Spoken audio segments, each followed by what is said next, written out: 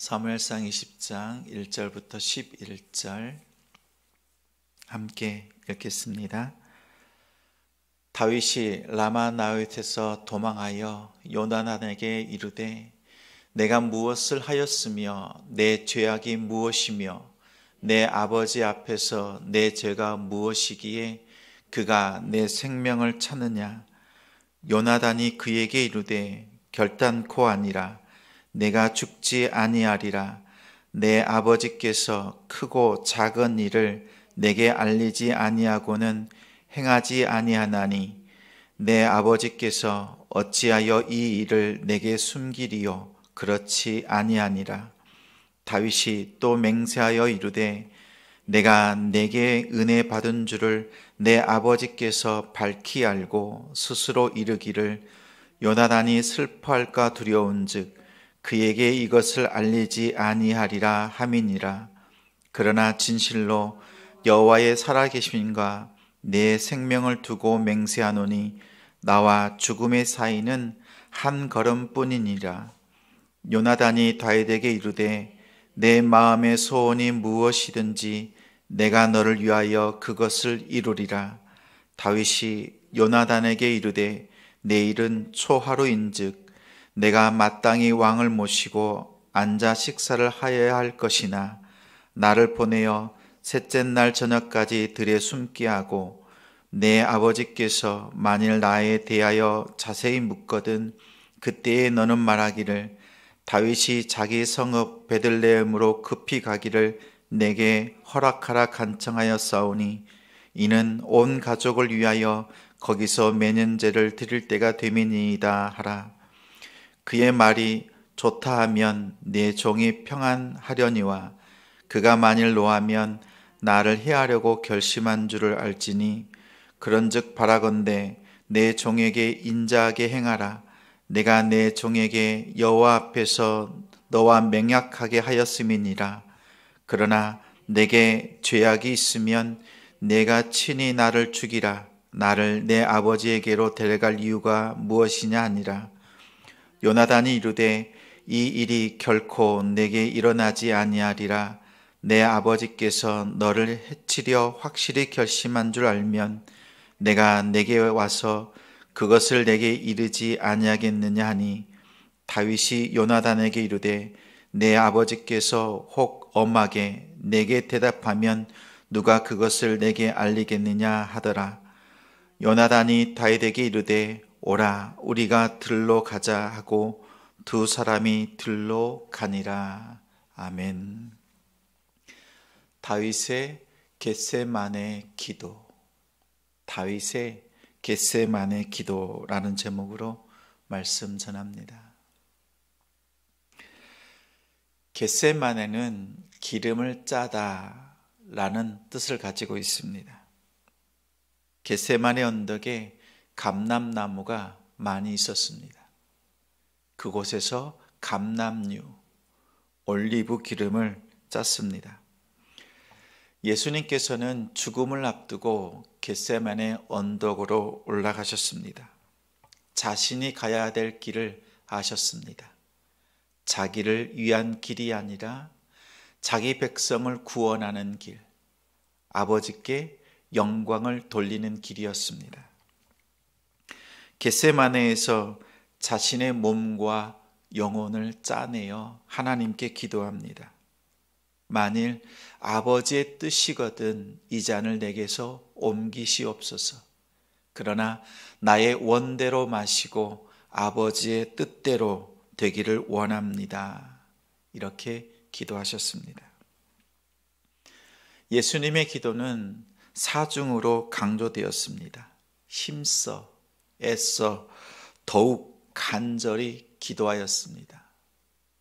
얼마나 힘을 주고 기도했던지 땅에 떨어지는 땀이 핏방울이 되었습니다. 십자가의 길은 어떤 개념이나 상상이 아니라 실제 죽음으로 들어가는 사망의 문이었습니다. 오늘 본문의 다윗은 절박합니다. 막다른 골목입니다. 다윗과 죽음의 사이는 한 걸음뿐이었습니다. 다윗은 사망의 문 앞에 서 있었습니다. 다윗의 간구는 예수님의 겟세마네 기도와 같습니다. 자신의 생명을 위협하는 사울의 칼날을 피하여서 라마 나요세 사는 사무엘을 찾아갔습니다. 하나님께서 사무엘을 통해서 자신에게 기름을 부으시고 이스라엘의 차기 왕으로 세우시겠다 약속하셨는데 지금의 상황이 도무지 이해할 수가 없습니다. 하나님의 뜻이 바뀌었을까? 하나님의 마음이 변했을까? 아니면 지금 이 길이 하나님의 계획 그 과정 중에 있는 것일까 생각하면서 자신에게 기름을 부었던 사무엘을 찾아갔던 것입니다. 하나님께서 응답하셨는데 그 응답과 현실은 다를 때가 있습니다. 응답받았는데 그 길은 보이지 않고 더 엉뚱한 방향으로 상황이 전개될 때가 있습니다. 이런 상황에 놓이면 답답하고 당황스럽습니다. 응답은 있는데 상황은 다릅니다. 믿어지지 않고 더디 진행이 될 때 어떻게 해야 할까요? 겟세마네 언덕으로 올라가야 합니다. 예수님의 겟세마네 언덕, 그 기도를 생각해 보십시오. 겟세마네는 하나님께 엎드리는 곳이었습니다. 겟세마네는 하나님의 뜻을 묻는 곳입니다. 겟세마네는 하나님의 품입니다. 겟세마네는 영혼의 피난처입니다. 겟세마네는 다시 일어서는 곳입니다. 겟세마네는 하나님을 올곧게 바라보는 곳입니다. 겟세마네는 사명을 새롭게 하는 곳입니다. 겟세마네는 거듭나는 곳입니다. 겟세마네는 나의 믿음을 보여드리는 곳입니다. 겟세마네로 올라가는 성도가 됩시다. 다윗의 겟세마네는 요나단이었습니다. 오늘 본문에는 하나님이 등장하지 않습니다. 하나님의 음성도 없습니다. 하나님의 말씀, 하나님이 가라사대라는 말씀도 없습니다. 오직 다윗과 요나단의 대화만 있을 뿐입니다. 그렇지만 요나단의 말 속에 하나님의 대답이 담겨 있고 하나님의 뜻이 보입니다.